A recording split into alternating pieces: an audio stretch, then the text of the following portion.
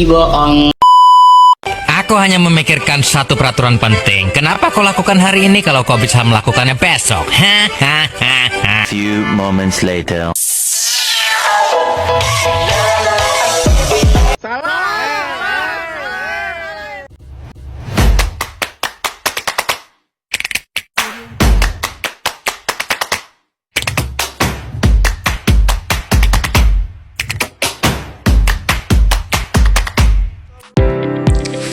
Assalamualaikum warahmatullahi wabarakatuh.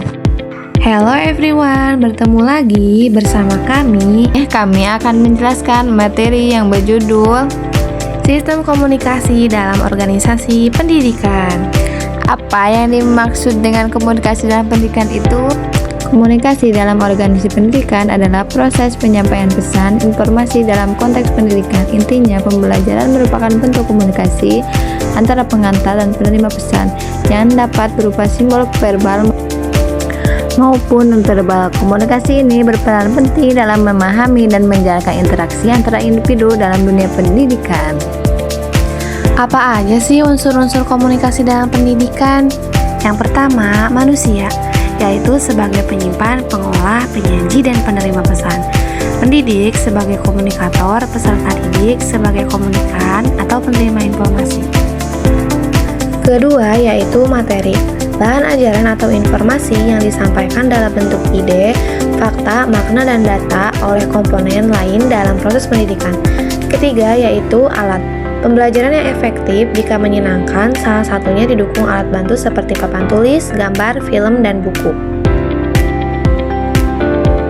Keempat, yaitu model dan teknik, cara yang digunakan sebagai acuan dalam memanfaatkan bahan dan peralatan agar pembelajaran tersampaikan secara efektif melalui komunikasi. Dan yang terakhir, yaitu lingkungan, situasi sekitar atau tempat di mana peristiwa atau pesan diterima seperti gedung sekolah, perpustakaan, laboratorium, studio, auditorium, taman, dan lain-lain. Para pakar ilmu komunikasi mengelompokkan komunikasi ke dalam beberapa bentuk. Apa saja bentuk-bentuk komunikasi? Yang pertama, komunikasi intrapersonal. Komunikasi intrapersonal merupakan komunikasi dengan diri sendiri dengan tujuan untuk berpikir, melakukan penalaran, penganalisis, dan merenung. Yang kedua yaitu komunikasi antar pribadi. Komunikasi antara dua orang atau lebih secara langsung atau tatap muka. Dalam komunikasi ini setiap orang bisa saling melihat reaksi satu sama lain, baik lewat kata maupun gerak tubuh. Selanjutnya yaitu komunikasi kelompok atau interpersonal communication. Dibagi menjadi dua, yaitu yang pertama kelompok besar. Komunikasi dalam kelompok besar berbeda dengan kelompok kecil karena jarang ada kesempatan untuk berdialog langsung atau tanya jawab. Oleh karena itu, pembicara perlu menyampaikan pesan secara fokus dan jelas agar mudah dipahami oleh semua pendengar. Yang kedua yaitu kelompok kecil. Kelompok kecil adalah interaksi antara beberapa orang yang memiliki tujuan sama dan terorganisir. Contohnya, kepala sekolah berdiskusi dengan guru-guru untuk meningkatkan metode dan evaluasi pembelajaran digital. Selanjutnya yaitu komunikasi organisasi, yang mana interaksi antara anggota dalam sebuah organisasi baik secara formal maupun non-formal. Komunikasi ini membahas struktur, fungsi, hubungan antar anggota, proses kerjasama, dan budaya organisasi. Contohnya, rapat rutin antara kepala sekolah dan para staf untuk membahas pembagian tugas dan evaluasi kerja. Selanjutnya yang kelima, komunikasi massa, yang mana komunikasi yang disampaikan lewat media seperti koran, majalah, radio, ataupun televisi. Pesan yang disebarkan oleh lembaga kepada banyak orang yang berbeda-beda dan tersebar sebagai tempat. Pesannya yang bersifat umum disampaikan secara cepat dan serentak. Sebelum pesan disiarkan, biasanya ada proses komunikasi antara pribadi, kelompok, atau organisasi untuk mempersiapkannya. Apa saja sih fungsi komunikasi?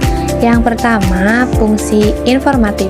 Melalui komunikasi, pendidik dapat menyampaikan pesan kepada peserta didik, baik secara lisan maupun tulisan. Yang kedua yaitu fungsi persuasif. Komunikasi mampu mempengaruhi orang lain melalui pengertian dan kesadaran, sehingga perubahan sikap terjadi atas kemauan sendiri dan bukan paksaan. Ketiga yaitu fungsi edukatif. Komunikasi dapat mendidik seseorang menuju kedewasaan dan kemandirian. Pengetahuan seseorang bertambah lewat mendengar, membaca, dan berkomunikasi. Yang selanjutnya yaitu fungsi rekreatif. Komunikasi juga bisa menghibur, misalnya lewat dongeng atau bacaan ringan. Ini membantu menyegarkan pikiran peserta didik yang merasa lelah atau bosan dengan pelajaran. Lalu, apa sih manfaat komunikasi dalam organisasi? Yang pertama, untuk menyampaikan informasi. Komunikasi membantu kita menyampaikan pesan atau informasi dengan jelas kepada orang lain. Kedua, yaitu membangun hubungan. Komunikasi penting untuk menjalin dan menjaga hubungan, baik dalam keluarga, pertemanan, maupun pekerjaan.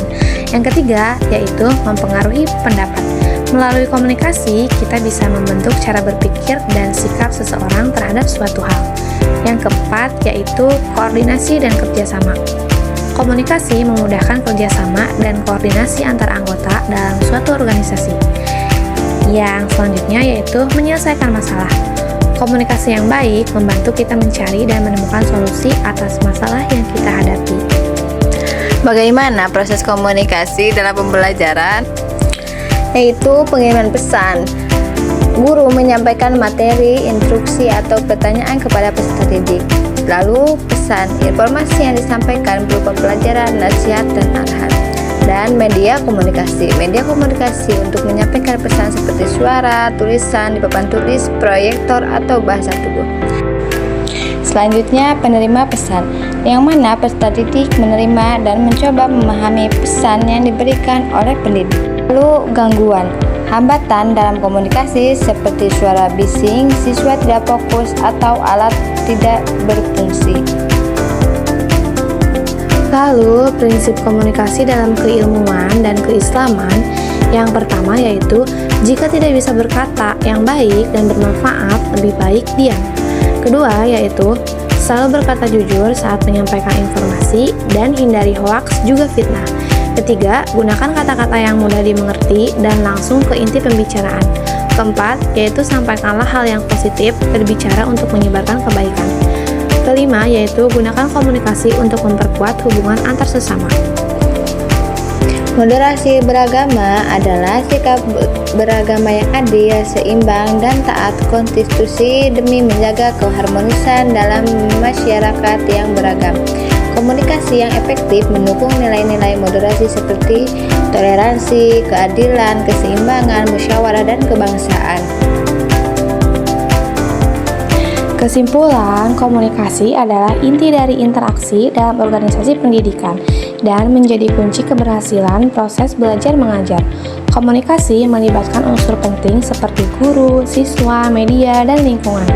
Fungsi komunikasi mencakup penyampaian informasi, pembentukan karakter, hingga menciptakan lingkungan belajar yang kondusif. Prinsip komunikasi dalam Islam seperti berkata baik, jujur, dan menghindari hal-hal yang sia-sia memperkuat makna komunikasi dalam pendidikan.